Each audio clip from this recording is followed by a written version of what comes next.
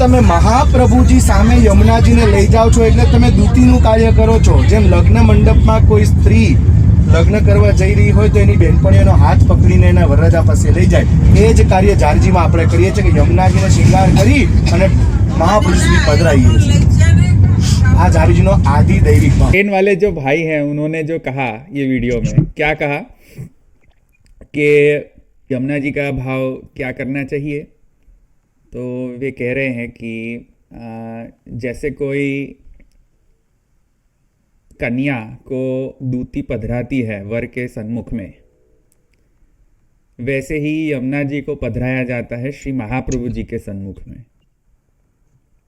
ये उनका कहने का भाव है. तो ये ट्रेन वाले भाई को मैं कह दूं कि पहले तो संप्रदाय में और उनके व्याज से आप सबको मैं कह दूं कि संप्रदाय में कुभावना, असंभावना और सद्भावना, ये 3 प्रकार के भावना के प्रकार गिनाए गए हैं महाप्रभु जी ने भाष्य के अंतर्गत. जैसे कि महाप्रभु जी कहते हैं कि ब्रह्म में कैसी भावना करनी, कृष्ण में कैसी भावना करनी. जब आप कृष्ण सेवा कर रहे हो तब कृष्ण के प्रति अपना भाव कैसा होना चाहिए. तो महाप्रभु जी कहते हैं भाष्य आदि ग्रंथ में कि कृष्ण की सेवा में कृष्ण के लिए जो भावना है उसका प्रकार विवेक का उपयोग करना चाहिए. और वह विवेक ये है कि भावना के दौरान कृष्ण में कोई प्रकार की असंभावना या कुभावना या गलत भावना न हो जाए, उसका ध्यान रखना चाहिए. और कुभावना या असंभावना माने क्या, तो वहाँ पे महाप्रभु जी एक एग्जाम्पल दृष्टांत दे रहे हैं कि कृष्ण की सेवा में लौकिकत्व की भावना करनी, कि भाई कृष्ण जो है वो लौकिक बालकवत है, और क्योंकि लौकिक बालकवत हैं इसके लिए बालक में जैसी जैसी कैरेक्टरिस्टिक्स होती हैं, जैसे बालक में ये क्वालिटीज़ होती हैं जो लौकिकी होती है, तो वैसी ही लौकिक धर्म जो है वो कृष्ण के अंदर भी हैं. जब हम ऐसी भावना करते हैं तब उसको कुभावना कहलाई जाती है. और ऐसी भावना के जो कृष्ण में संभवित ही नहीं है, क्योंकि वह एक दिव्य आनंदात्मक फिनोमिना है कृष्ण. तो जब कोई दिव्य है, अलौकिक है, आनंदात्मक फिनोमिना है, तो उसमें लौकिकत्व की भावना करनी वो कुभावना है या तो असंभावना है. ऐसी भावना नहीं करनी चाहिए सेवा में. जैसे महाप्रभु जी ने एक एग्जाम्पल भी दिया, श्री गोसाई जी ने एक्चुअली 3 अध्याय भाष्य के अंतर्गत, कि जैसे भगवान ने मत्स्य रूप को धारण किया मत्स्य अवतार में, और मत्स्य अवतार में भगवान का एक श्रृंग था. तो एक श्रृंग था, गुजराती में એને શીંગડા કહેવાય, શીંગડું. तो मत्स्यावतार में भगवान ने एक श्रृंग को धारण किया था, और अन्य अवतार में और भी कई प्रकार के रूप धारण किए हैं भगवान ने. वराह अवतार में या परशुराम अवतार में इत्यादि भिन्न भिन्न अवतारों में भिन्न भिन्न रूप धारण किए हैं भगवान ने. उसमें से मत्स्य अवतार में जो एक श्रृंग का जो रूप धारण किया है, जिसमें भगवान का एक श्रृंग है, तो अगर भगवान इतने सारे अवतार धारण करते हैं तो या कृष्ण सेवा जब करते हैं तब उन सभी के अवतारों की भावना कृष्ण में करनी या नहीं करनी. माने भगवान में एक श्रृंग माने कृष्ण की सेवा के चलते, माने जब हम सेवा कर रहे हों और श्रृंगार आदि धर रहे हों, माने कि द्वारकाधीश जी के श्रृंगार धर रहे हैं हम, तब हमको ये भावना करनी कि कृष्ण में द्वारकाधीश जी को एक श्रृंग भी है, कुछ है, ये भी भावना करवी. एक श्रृंग है, ऐसी भावना करनी द्वारकाधीश जी में। और अगर ऐसी हम भावना कर रहे हैं तो मुकुट आदि कैसे धारण करवा सकते हैं, कैसे धरा सकते हैं? जब ऐसी भावना करने लगे कि श्री द्वारकाधीश जी के अंदर, क्योंकि द्वारकाधीश ही मत्स्य अवतार का रूप धारण किया है, द्वारकाधीश जी ने ही माने परशुराम का अवतार धारण किया है, द्वारकाधीश जी सब अवतारी हैं, बात सच्ची है। पर अवतारी होने से क्या ऐसी भावना करनी है अब सेवा के दरमियान कि भाई द्वारकाधीश जी के मस्तक में एक श्रृंग है, ऐसी भावना करनी? तो श्री गोसाई जी वहां पे कह रहे हैं कि ऐसी भावना जरूरी नहीं है करनी, और करनी भी नहीं चाहिए, क्योंकि कृष्ण सेवा में जब एकांतिक भक्त हो, जब भक्त एब्सोल्यूट कंसंट्रेशन हो द्वारकाधीश जी के स्वरूप के अंदर, तब ऐसे भक्त को ये सभी के सभी भावना, सभी के अवतारों की रूप की भावना करनी आवश्यक नहीं है भक्तों के लिए वह स्वरूप के अंदर। तो की जो भावना है उसको भी माने असंभावना कहा जा सकता है, किंतु ज्ञानार्थ ठीक है। बात यह ज्ञान में रखने के लिए बात ठीक है कि भाई जो द्वारकाधीश जी है वो स्वयमेव जो है अवतारी कृष्ण है, तो अवतारी कृष्ण है, इसकी वजह से वह कृष्ण ने मत्स्यावतार भी लिया है, या परशु अवतार भी लिया है, या नृसिम्हा आदि अवतार भी लिया है। तो ज्ञानार्थ ठीक है, बट जब हम सेवा कर रहे हो तब ऐसी भावना नहीं करनी चाहिए। वैसे ही जब झारी जी की भावना ये एक ट्रेन वाले भाई कर रहे हैं, जिसमें ये कह रहे हैं कि झारी जी कन्यावत हैं, अपन लोग सब दूतीवत हैं, जो कन्या को वर के सन्मुख ले जा रहे हैं, और जो वर है वो महाप्रभु जी हैं। तो ये बात सर्वथा अनुचित है, सर्वथा शास्त्र से अनुचित है, सर्वथा अप्रामाण्य है, सर्वथा उसकी तो सर्वथा निंदनीय है, घोर निंदनीय है ये बात, ऐसी भावना करनी कि भाई महाप्रभु जी जो वरवत हैं और श्री यमुना जी वो कन्यावत हैं और अपन लोग सब दूतीवत हैं। जब जारी जी हम पधराते हैं महाप्रभु जी के बैठक जी के सन्मुख में, तब ऐसी भावना नहीं करनी चाहिए। क्यों नहीं करनी चाहिए? क्योंकि यमुना जी का जो स्वरूप है, वो स्वरूप का जो सौंदर्य है और जो महात्म्य है, ऐसी भावना करने से मेंटेन नहीं हो रहा है।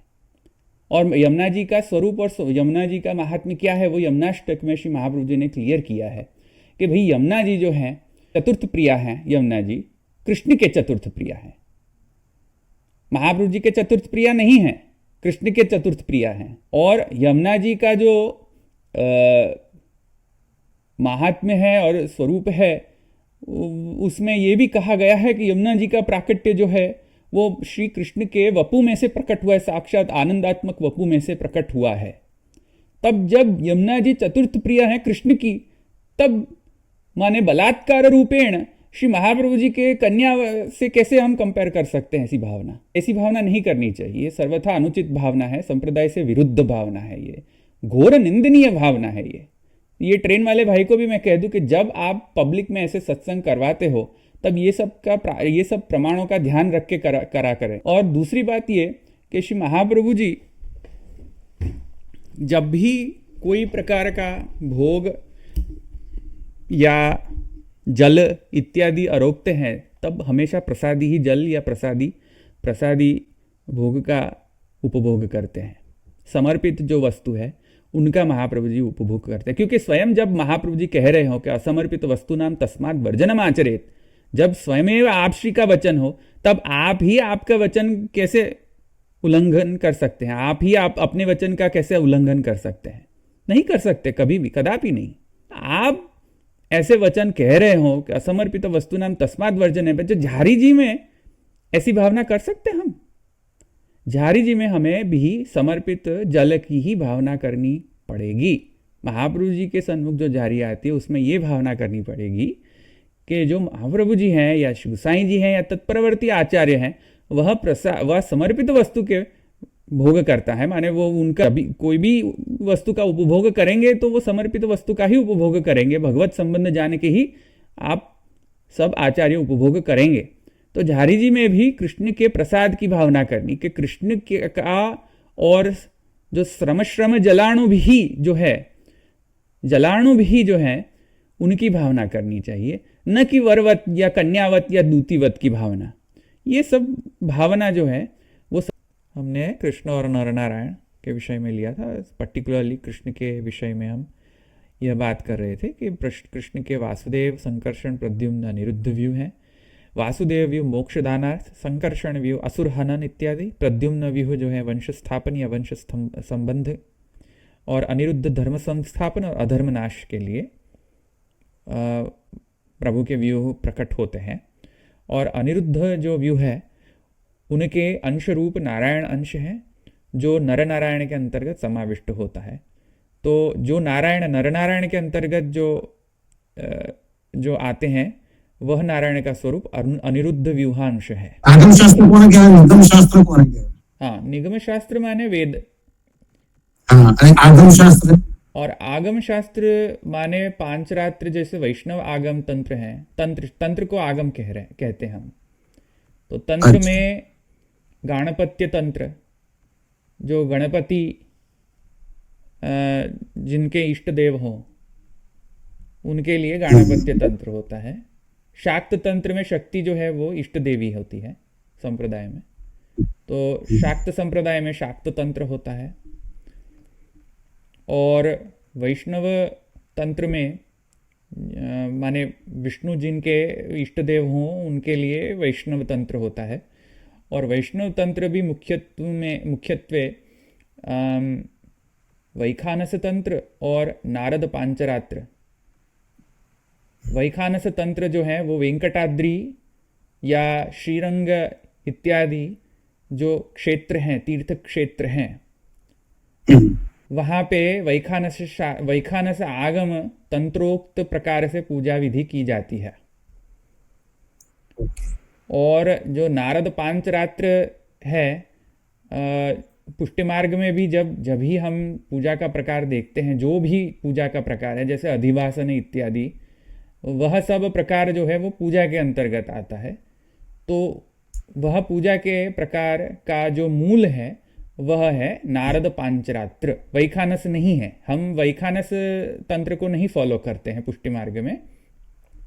वैखानस वैष्णव तंत्र जो है वो रामानुज संप्रदाय में प्रचलित है।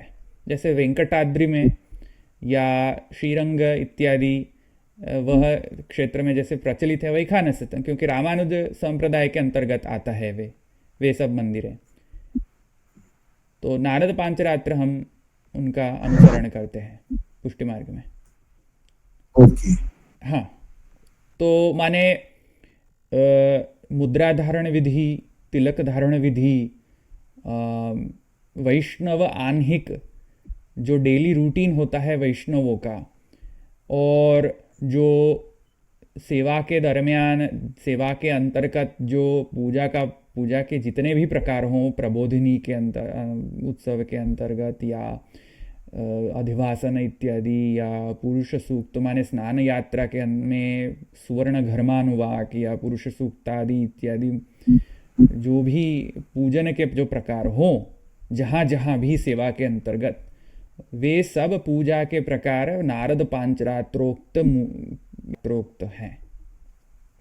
मूल में आगम शास्त्र का उद्भव क्यों हुआ? क्योंकि वेद में मूर्ति पूजन जो है वो सूक्ष्मतया वर्णन था। मूल में मूर्ति पूजन है वेद में।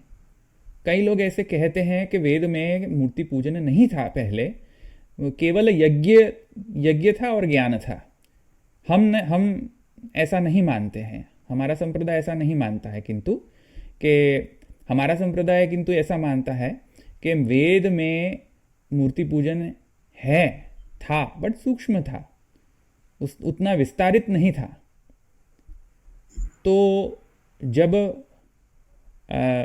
मूर्ति पूजन की पद्धति आई तो वह पद्धति का जो मूल है वह यद्यपि तो वेद है, वेदाति शास्त्र है, पर आगम शास्त्र में मूर्ति पूजन को सिस्टमेटाइज किया गया कि भाई जहाँ जहाँ मूर्ति पधराई प्रतिष्ठा की जाती, माने जहाँ पे भी मूर्ति की प्रतिष्ठा हो, विष्णु की या गणपति की या शक्ति की या इत्यादि देवी देवताओं की, जहाँ पे भी मूर्ति की प्रतिष्ठा हो तो मूर्ति प्रतिष्ठा से लेके मूर्ति में से देव का आह्वान और मूर्ति में से देव का जो तिरोभाव है, वे सब सभी के सभी प्रकारों का सिस्टमैटिकली जो प्रकार है, वे सब प्रकार आगम शास्त्र में किए गए।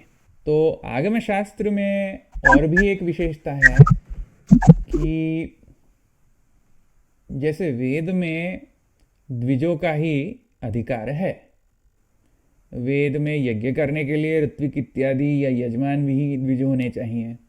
शूद्र और स्त्रियों के लिए अधिकार नहीं माना गया है, डायरेक्ट अधिकार नहीं माना गया है, थ्रू द्विज अधिकार माना गया है, साक्षात अधिकार नहीं माना गया है। वेद के जो कर्म हैं या ज्ञान है उसके अंतर्गत। तो और पुराण शास्त्र है वो सभी के अधिकार में आता है, माने शूद्र भी उसका अवगाहन कर सकता है, सभी वर्णों में उसका अधिकार है भागवत आदि पुराण में। वैसे ही जब विष्णु इत्यादि देवता पूजन का अधिकार के विषय में हो, तब देवता पूजन भी माने समंत्रोक्त और अमंत्रोक्त पूजा प्रकार होता है। उसमें से समंत्रोक्त माने मंत्र के साथ ही पूजा करनी चाहिए एक प्रकार, और अमंत्रोक्त माने मंत्र की नेसेसरी नहीं है, भावना की नेसेसिटी है, ऐसे प्रकार की पूजा। तो समंत्रोक्त जो पूजा है, समंत्र पूजा है, उसमें मंत्र के कहाँ से सप्लाई करेंगे, क्योंकि मंत्र तो वेद में से आएंगे, वेद की संहिता से आएंगे, और वेद की संहिता में तो केवल द्विजों का ही अधिकार है, शूद्र इत्यादि का तो अधिकार है नहीं। तो अगर कोई शूद्र में भगवान के प्रति महात्म्य ज्ञान हो और भगवान के प्रति स्नेह का भाव हो, और मोक्ष या इत्यादि कोई भी हेतुवश अगर पूजा करना चाह रहा हो भगवान मूर्ति का या भगवान स्वरूप भगवान के स्वरूप का, तो वह जीव के उद्धार के लिए क्या साधन है शास्त्र में, क्योंकि वेदादि शास्त्र तो द्विजों के लिए ही केवल मात्र है। तो शूद्र कहाँ जाएंगे या स्त्रियां कहाँ जाएंगी? तो इसकी वजह से पुराण शास्त्र है और आगम शास्त्र है। आगम शास्त्र में भी मंत्र जो हैं वो सप्लाई किए गए हैं, और उसमें केवल द्विजों का नहीं, सभी वर्णों का अधिकार होता है आगम शास्त्र में। तो आगम शास्त्रों ने एक तो मंत्र सप्लाई किए, पूजा प्रकार सप्लाई किया, और सभी वर्णों का अधिकार एस्टैब्लिश किया, परिस्थापन किया, और उसमें सिस्टमैटिकली पूजा कैसे की जाए, प्रतिष्ठा कैसे की जाए, आह्वान देव का कैसे किया जाए, देव का जो तिरोभाव है इत्यादि। अगर कोई यवन का भी प्रकोप हो तो वह विग्रह को कैसे माने बचाया जाए यवन इत्यादि प्रकोप से या आक्रमण से, ये सब प्रकार का सिस्टमैटिक वर्णन आगम शास्त्र में मिलता है। आगम शास्त्र, कई आगम शास्त्र हैं, जैसे नारद पांचरात्रे, उनका मूल रचयिता तो स्वयं भगवान ही, सभी आगम शास्त्र के मूल तो भगवान स्वयं ही है, किंतु तत्तद आगम शास्त्र के प्रणेता है, ऋषि हैं, और उसमें से नारद पांचरात्र ऑब्वियसली नारद जी हैं, और वैखानस में विखनसा इति वैखानसा, ऐसे अगर शब्दों की व्युत्पत्ति समझे तो विखनस माने ब्रह्मा। तो एक शब्द की व्युत्पत्ति के अनुसार विखनस माने ब्रह्मा या विखनस माने स्वयमेव साक्षात माने शेष शाही समुद्र नारायण को कहा जाता है।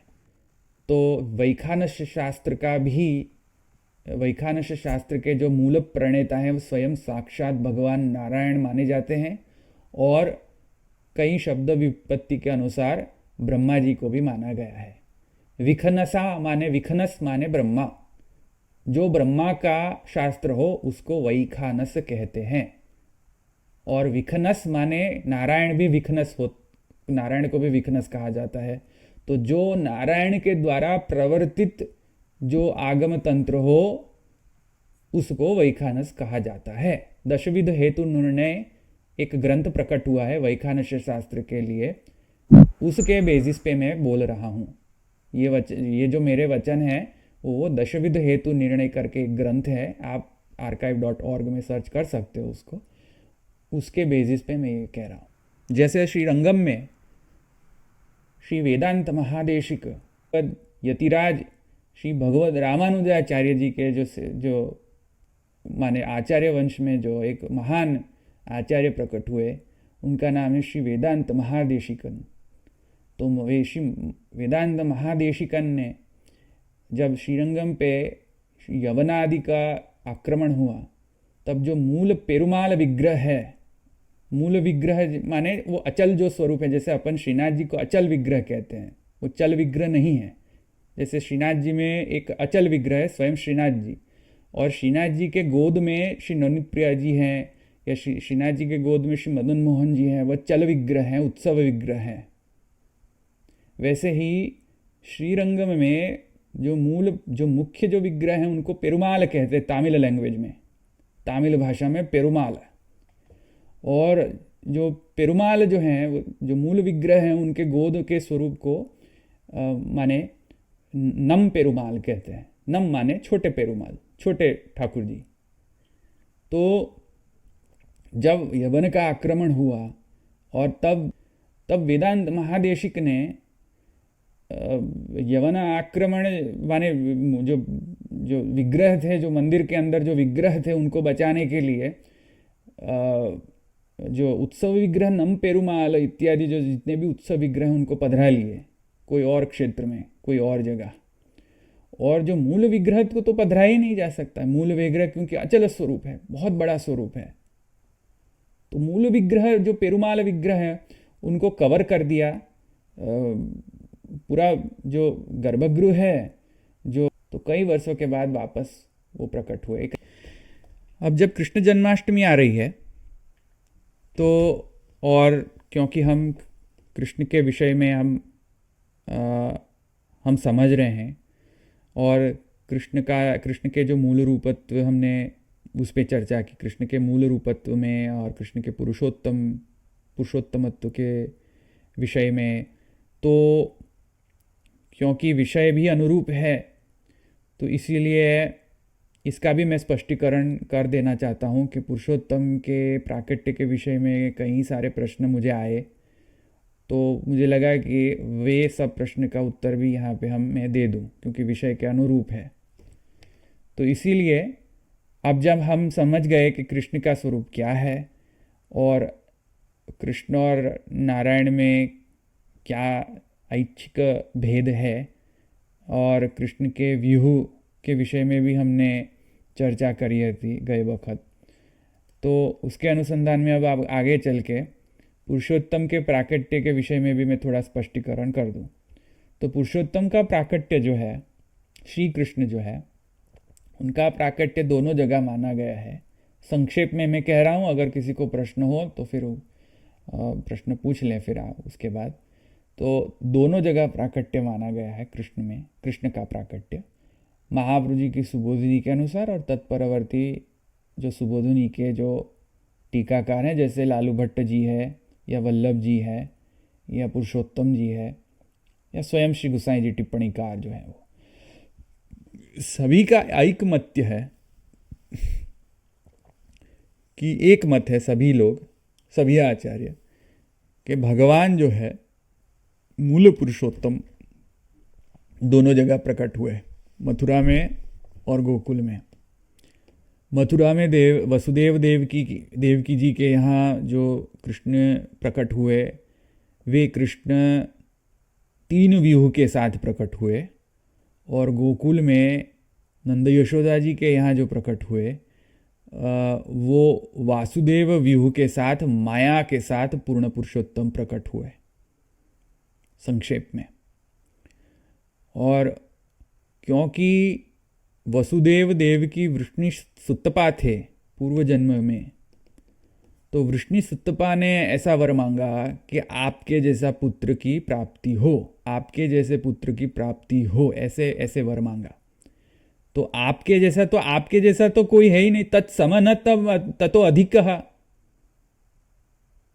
किम, अब आपके जैसा ही कोई नहीं है तो आपके अधिक तो कौन होगा। तो जब आपके जैसा पुत्र चाहिए ऐसा वरदान मांगा, तब भगवान ने कहा कि भैया हम ही खुद आ जाएंगे अब आपके यहाँ पुत्र होके। तो पुत्रत्व की भावना और पुरुषोत्तम की भावना, ये दोनों भावना युवाम माम ब्रह्म भावेन पुत्र भावेन च सकृत चिंतयन्तौ, भगवान की आज्ञा के अनुसार भगवान पूर्ण पुरुषोत्तम तो प्रकट हुए, उसके साथ क्योंकि पुत्रत्व की भी भावना थी उनके मन में, वंश वृद्धि की भी भावना थी, क्योंकि पुत्रोत्पत्ति वंश वृद्धि के लिए की जाती है, तो वंश वृद्धि की भी उनके मन में कामना थी। तो यज्ञ धिया तो उरुगाय विभावयंती, जैसी आप भावना करेंगे वैसे ही भगवान का वपुः प्रकट होगा। वह न्याय से पुरुषोत्तम भी प्रकट हुए, और क्योंकि पुत्र भावना थी, माने वंश स्थापनार्थ पुत्र भावना थी, तो उसके अनुरूप भगवान ने प्रद्युम्न व्यूह भी धारण किया, क्योंकि प्रद्युम्न व्यूह जो है वो वंश संबंध के लिए होता है प्रद्युम्न व्यूह। तो प्रद्युम्न व्यूह, और क्योंकि कंसादी जो असुर थे उनका भी हनन करना था, भूभार हरण करना था, तो संकर्षण व्यूह भी वहाँ पे योग्य है प्रकट होना संकर्षण व्यूह का। और अनिरुद्ध व्यूह भी, क्योंकि कंसादी असुरों के द्वारा अधर्म का भी वहाँ पे माने अधर्म बढ़ गया था, और धर्म संस्थापनार्थ अनिरुद्ध व्यूह का भी प्राकट्य जो है वो योग्य ही है मथुरा में। तो उनका अनिरुद्ध का कार्य, संकर्षण का कार्य और प्रद्युम्न का कार्य योग्य है मथुरा में, इसीलिए तीन व्यूह से पूर्ण पुरुषोत्तम का प्राकट्य मथुरा में माना गया है। और नंद यशोदा में किंतु ऐसी परिस्थिति नहीं थी। नंद यशोदा जी के साथ परिस्थिति यह थी कि केवल यो नंदः परमानंदः यशोदा मुक्ति गेहिनी, उनका स्वरूप ऐसा माना गया है शास्त्र के अनुसार। माने नंद जो थे वो परमानंद, साक्षात आनंद का स्वरूप थे नंद। यो नंदः परमानंदः, और यशोदा जी का स्वरूप था यशोदा मुक्ति गेहिनी, माने जो मुक्ति के जो अधिष्ठात्री हों वह यशोदा जी का स्वरूप है। तो वहाँ पे मुक्ति दानार्थ वासुदेव व्यूह का प्राकट्य है, क्योंकि वहाँ गोकुल में कई असुर आएंगे, पूतना इत्यादि असुरें आएंगे, और वे सब असुरों को मुक्ति प्रदान करना है, और इस वजह से वासुदेव व्यूह का प्राकट्य उनका कार्य होने से वहाँ पे गोकुल में प्राकट्य है। और योगमाया का भी वहाँ पे प्राकट्य है, क्योंकि वहाँ पे सबको जब भगवत प्राकट्य हो तब ज्ञान के आच्छादनार्थ वहाँ पे योग माया का भी प्राकट्य अपेक्षित है, योग्य ही है। तो योग माया से आवृत वासुदेव व्यूह और वासुदेव से आवृत पूर्ण पुरुषोत्तम का प्राकट्य माना गया है। और मथुरा में प्रद्युम्न आवृत अनिरुद्ध संकर्षण व्यूह सहित पूर्ण पुरुषोत्तम का प्राकट्य है।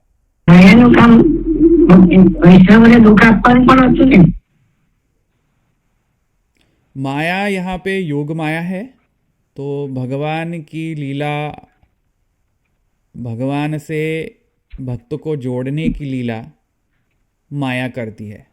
तो वहाँ पे अविद्या रूपा माया, इस परिप्रेक्ष्य में हमें समझना चाहिए कि जो भी भक्त के भक्तद्विट भक्त सेविता, माने भक्त से विरुद्ध जाते हों वैसे तत्वों का निवारण माया करती है अविद्या द्वारा। और योग माया जो है वो भक्तों को भगवान से जुड़ने में सहाय रूप होती है। આપણે અહીંયા મથુરામાં જે ઠાકોર પ્રગટ થયા સંકર્ષણ ને અનિરુદ્ધ ને તો આ જે વાસુદેવ છે અહીંયા લઈ જાય ગોકુળમાં વધારે ઠાકોરજી ને તો એ કયું સ્વરૂપ છે તો પછી जो वसुदेव जी पधरा के ले गए गोकुल में वह भी पूर्ण पुरुषोत्तम ही था। अनिरुद्ध संकर्षण व्यूह सहित जो पुरुषोत्तम थे, जो प्रद्युम्न व्यूह से आवृत थे, वे पुरुषोत्तम ही को, उस पुरुषोत्तम को ही वसुदेव जी ने पधरा के गोकुल में पधराया। गोकुल में प्रकट है नहीं। हाँ, वो पुरुषो देखो, एक बात समझो कि दो दो पुरुषोत्तम का प्राकट है, इसका मतलब ये नहीं है कि एक जगह और पुरुषोत्तम है, दूसरी जगह दूसरा पुरुषोत्तम है। पुरुषोत्तम में पुरुषोत्तम का जो स्वरूप है वो अपाणिपाद जवनोग्रहिता सर्वतः पाणिपादांतम। तो पुरुषोत्तम अगर एक जगह प्रकट हुए उसका मतलब ये नहीं कि दूसरी जगह नहीं हो सकते हैं।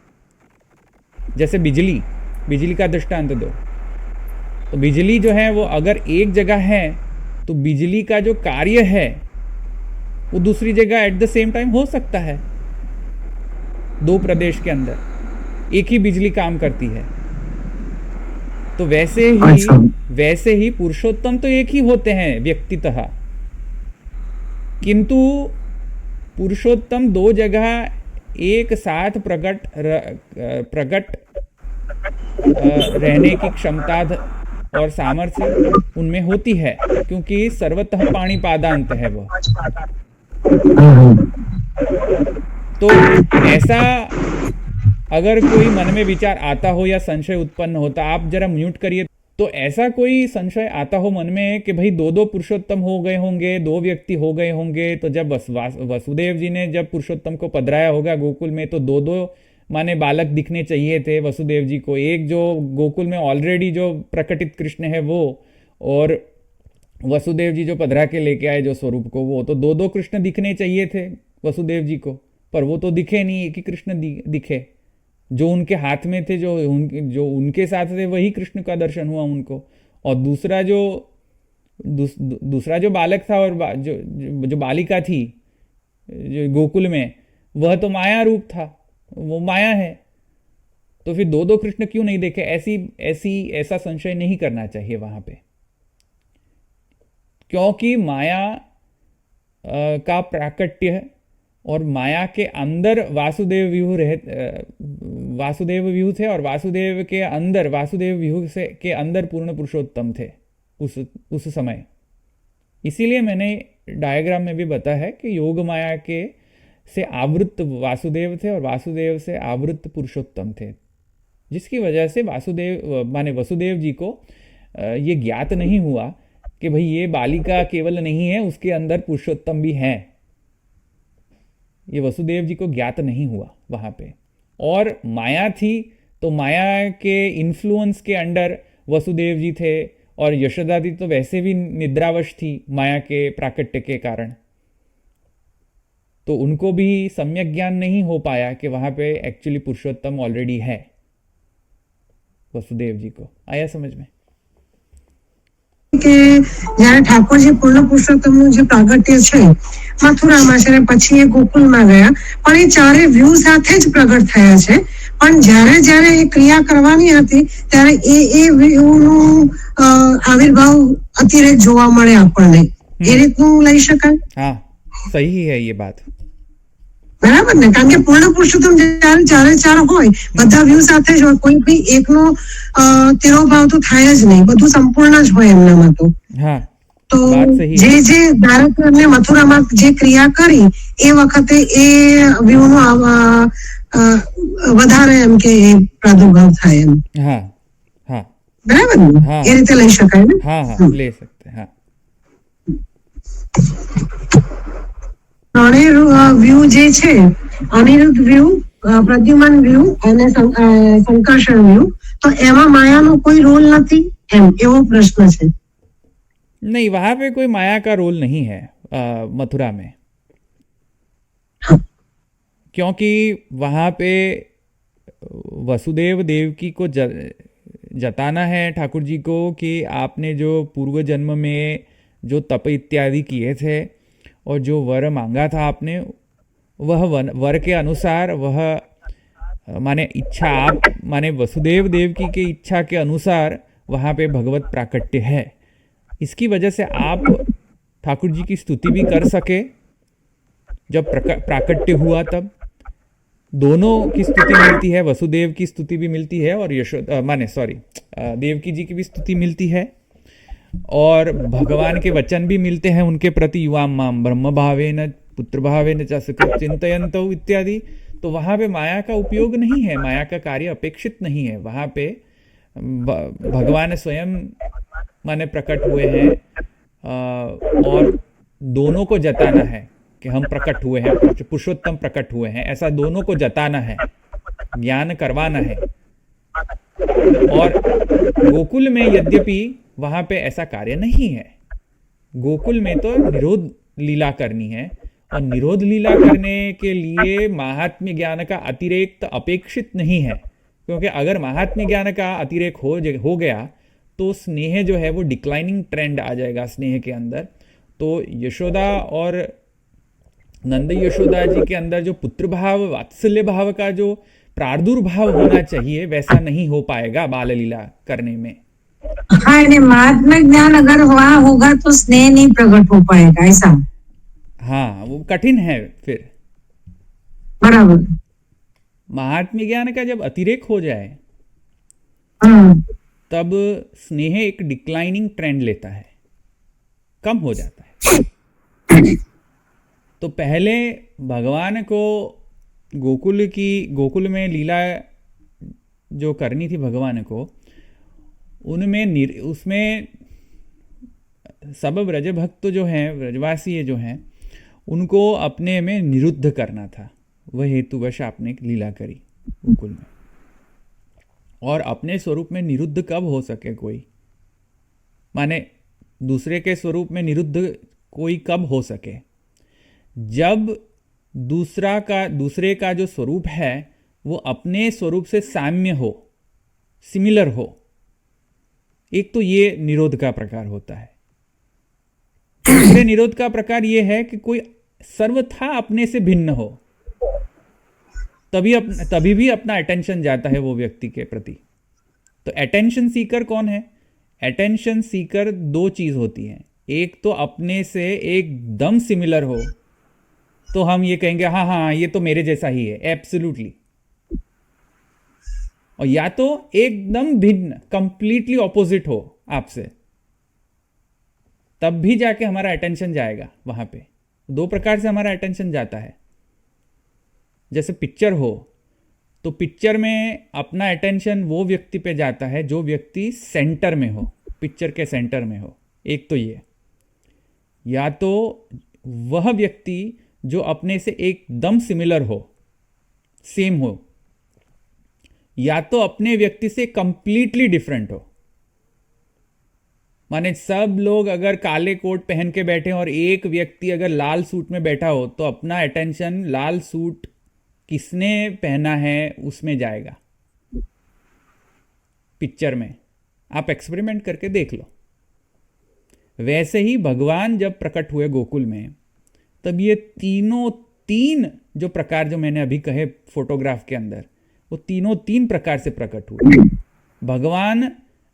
भगवान ने अपना स्वरूप कॉमन ग्वाले के जैसा रखा। जैसे ग्वाले कैसे रहते हैं वैसी लाइफस्टाइल भगवान ने रखी। जैसे व्रजवासी कैसे रहते थे वैसी ही आपने अपनी लाइफस्टाइल रखी भगवान ने, कॉमन लाइफस्टाइल। दूसरी लाइफस्टाइल ऐसी रखी कि जब भी कोई लीला करते थे, बाल लीला करते थे या पौगंड लीला, कौमार लीला इत्यादि करते थे व्रज में, या कैशोर लीला करते थे, तब कोई न कोई ऐसी लीला करते थे जहां पे उनको संशय हो जाता था कि भाई ये अपने जैसा बालक है या कोई अलग ही भिन्न प्रकार का बालक है। क्योंकि पूतना आई तभी भी वो उनको कोई क्षति नहीं पहुंचा सकी। शकट आया तो शकट ने भी कोई क्षति नहीं पहुंचा सका वो भगवान को। तो ये है कौन? तो अपने से कोई भिन्न फिनोमिना है, वैसा भी थोड़े थोड़े समय में वह जताते रहे ब्रजवासियों को। तो ये दूसरा प्रकार। और तीसरा प्रकार है कि जब भी कोई आपत्ति आई ब्रजवासियों पे, तब जाके अपना असाधारण सामर्थ्य भी दिखाया आपने, गोवर्धनोद्धरण लीला करके। माने इतने सारे काले कोट में एक लाल कोट वाला भी व्यक्ति है, ऐसे ही इतने सारे व्रजवासी, उसमें से ये एक ग्वाला ऐसा है कि जो गोवर्धन धरण को भी गोवर्धन को भी धारण कर सकता है। तो एकदम माने एकदम भिन्न लीला भी की है, वे सबका अटेंशन सीख किया है, अटेंशन सीकर है कृष्ण। तो ये 3 एस्पेक्ट्स हो तभी तो निरोध सिद्ध होगा, किसी का अटेंशन जाएगा। हेलो धवल भाई। हेलो, તો આપ તમે એવું કહો કે ભાઈઓનું પ્રાગટ્ય ગોકુળમાં જ છે, પણ જ્યારે ઠાકોરજી મથુરા કારાગૃહમાં પ્રગટ્યા ત્યારે સિપાહીઓને બધા તો હશે, તો એ લોકોને નિંદ્રા આવી ગઈ ને વાસુદેવજી લઈને ચાલ્યા ઠાકોરજીને, તો એ માયાનું જ કારણ ને? प्राकट्य का कारण नहीं है, वहां पे प्राकट्य तो हो चुका गोकुल में, प्रागट्य तो हो किंतु चुका है। कार्य जो है माया का वहां मथुरा में भी है। अच्छा, क्योंकि वसुदेव जी जिस स्वरूप को पधरा के लेके आए वापस मथुरा में, वह तो माया थे, वह तो माया थी। क्योंकि वसुदेव जी पधरा के लेके आए मथुरा में, इसकी वजह से माया का कार्य वहां पे भी प्रकट हुआ मथुरा में। और फिर ऐसी भी बात है कि जब आप माया प्रकट हुए कंस के सम्मुख में, आप जब माया जो है वो प्रकट आप हुई माया, तब माया ने आज्ञा करके फिर माया ने ऐसा कहा कि हम तो अब वापस जा रहे हैं गोकुल में, क्योंकि भगवान की ऐसी आज्ञा है। तो माया वापस गोकुल में चले आए। किसी ने मुझे प्रश्न पूछा व्यू मत माने क्या, तो व्यू इसका मतलब यह है कि कोई पर्सनैलिटी, व्यक्ति के कोई पर्सनैलिटी हो। जैसे मेरी पर्सनैलिटी अभी मैं जो है, अभी मैं जो बोल रहा हूं एज ए वैष्णव बोल रहा हूं। अब जब मैं जॉब पे जाऊंगा, जॉब करूंगा, तो मेरी पर्सनैलिटी वैष्णव नहीं रह जाएगी। वहां पे मेरी पर्सनैलिटी मैं जो एक्टिवेट करूंगा वो होगी as a computer software engineer. आया समझ में? तो वहां पे मेरा एक व्यू प्रकट हो रहा है, कंप्यूटर इंजीनियर का व्यू है जब जॉब पे हूं तब। जब मैं यहां बोल रहा हूं तब मेरा वैष्णव का व्यू एक्टिवेट हो रहा है। और जब मैं घर पे आता हूं, जब मैं मेरी डॉटर को स्टडी करवाता हूं, तब मेरे पिता रूप का व्यू प्रकट हो रहा है। तो view is nothing but a dimension of the personality.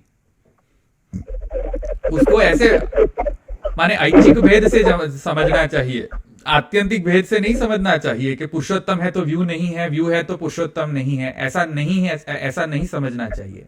पुरुषोत्तम में सभी के सब अनंत व्यू है पुरुषोत्तम में, क्योंकि पुरुषोत्तम जो है वो इनफाइनाइट डायमेंशनल पर्सनैलिटी है।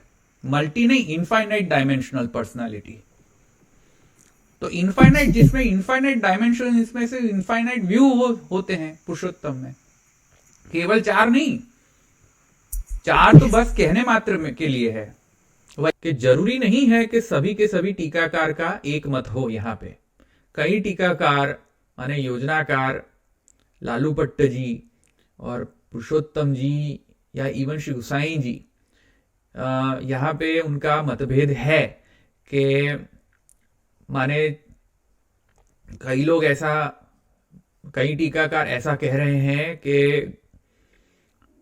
केवल गोकुल में ही प्राकट्य है, मथुरा में प्राकट्य है, वो कार्य द्वारा प्राकट्य है।